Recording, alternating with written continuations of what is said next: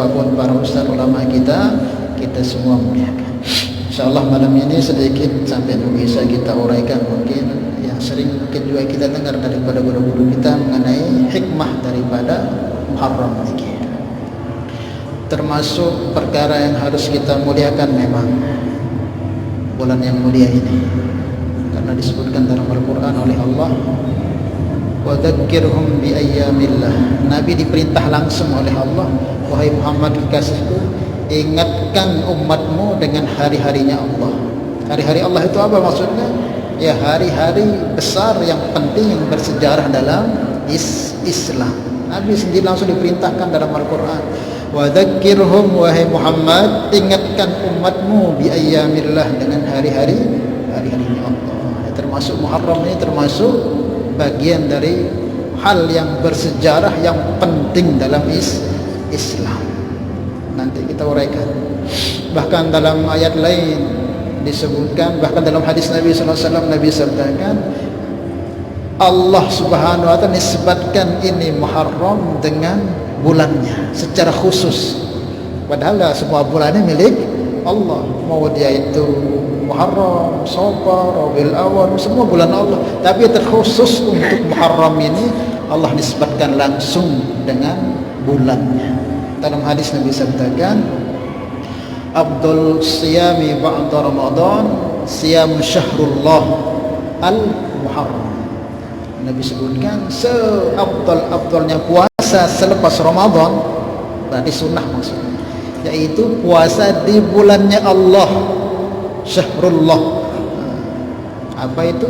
Al-Muharram, yaitu bulan Muharram. Mulia sangat bulan Muharram ini. Bahkan bagian dari bulan-bulan yang 4 yang dimuliakan oleh umat Islam dan juga yang di luar Islam. Dalam Al-Quran yang sering kita dengar, inna iddatash syuhuri indallah 12 syahran fi kitabillah yauma khalaqas samawati wal arda minha arba'atun hurum. Jadi di masa Allah ciptakan langit dan bumi itu ada Allah letakkan di sana bulan-bulan, ada 12 bulan. Nah dari 12 bulan ada 4 bulan yang sangat dimuliakan oleh Allah, bahkan oleh hamba-hambanya, baik itu orang muslim sendiri ataupun orang yang luar muslim. Itu orang-orang jahiliyah dulu zaman Arab itu yang gak kenal agama itu, kalau sudah masuk bulan yang 4 ini, bulan haram ini, yang biasanya judi gak berani judi, yang biasanya ngerampok gak berani ngerampok, yang biasanya tawuran gak berani tawuran, karena muliakan. Yang biasanya perang berhenti perang. Itu orang jahiliyah dulu ngerti akan kemuliaan ini bulan yang 4 ini. Ya termasuk bulan Muharram. Yang pertama yang urutnya dari Dzulqa'dah, Dzulhijjah, Muharram, yang nyendiri yaitu bulan Rajab. Bulan Rajab atau Syaban? Rajab. Nah, termasuk Muharram ini bulan yang sangat dimuliakan oleh Allah. Maka mengagungkan perkara yang dimuliakan diakan Allah itu bagian daripada bukti suburnya keimanan kita. Kalau perkara-perkara yang penting dalam agama ini kalau terlewat begitu saja, biasa saja, nggak ada giroh dalam hati kita, itu iman kita perlu dipertanyakan. Sementara itu diperintahkan oleh Allah untuk kita muliakan. Kok ada hari-hari besar, nuzulul Quran, Maulidur Rasul, apalagi Isra Mi'raj, Muharram, awal Muharram, itu hari besar. Kok terlewat begitu saja sementara kita orang mukmin? Oh, ini diragukan keimanannya. Dalam Al-Quran Allah firmankan, wa may yu'azzim sya'airallahi fa innaha min taqwal qulub. Wa man, siapa saja, yu'azzim sya'airallah, yang mengagungkan syiar-syiar agama Allah, fa innaha, maka perbuatan yang dia buat mengagungkan itu min taqwal qulub, bagian ada wujud kesuburan takwa dalam dirinya. Kalau dia senang ada Muharraman, senang ada Maulidan, senang ada nuzul, senang ada Isra, senang. Bukan apa yang kita dengan agama yang penting-penting itu dia senang. Oh, ini subur hidup takwa di dalam hatinya. Tapi kalau itu tidak dihiraukan begitu saja, biasa saja, malah hari-hari biasa, malah tanpa ada sedikit pun di hatinya itu ada rasa-rasa ingin mengagungkan, memuliakan, oh berarti ini tanda keimanan itu betul-betul sangat-sangat menipis dalam hatinya. karena itu bagian yang diperintahkan Allah. Siapa yang menganggukkan syiar-syiar agama Allah berarti ada sumur takwa dalam hatinya, kata Allah.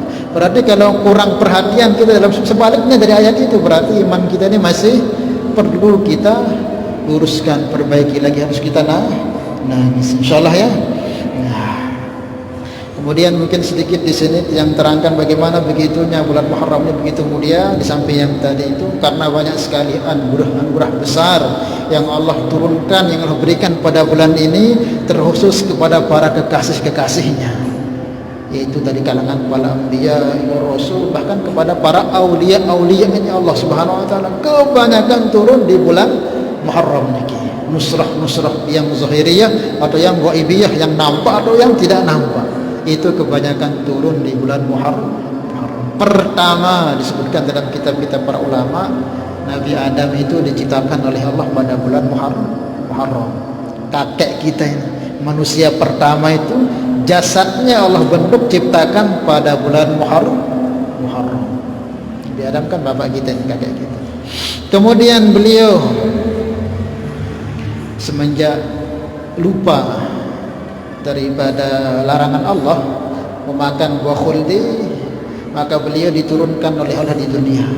Kemudian dia mohon taubat kepada Allah. Nah, hari diterima taubatnya Nabi Adam itu, yaitu jatuh pada bulan Muharram 10 Muharram.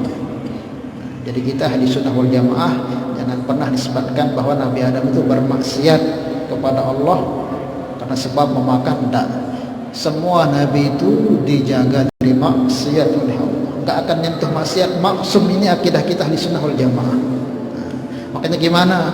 Apakah Nabi Adam bersalah di saat itu? Bukan. Jelas dalam Al-Quran Allah sebutkan, fanasiya wa lam yazid lahu azma, lupa Nabi Adam. Kalau nisbat lupa kepada Nabi itu boleh, karena lupa itu manusiawi. Nabi Muhammad juga pernah lupa sampai kelolosan sembahyang lupa. Kalau lupa bisa, tapi kalau maksiat disebut ke Nabi tidak boleh. Kalau kita yakini maksiat, gugur akidah kita, syahadat lagi. Karena para anbiya itu maksum. Kalau selain anbiya, wali bukan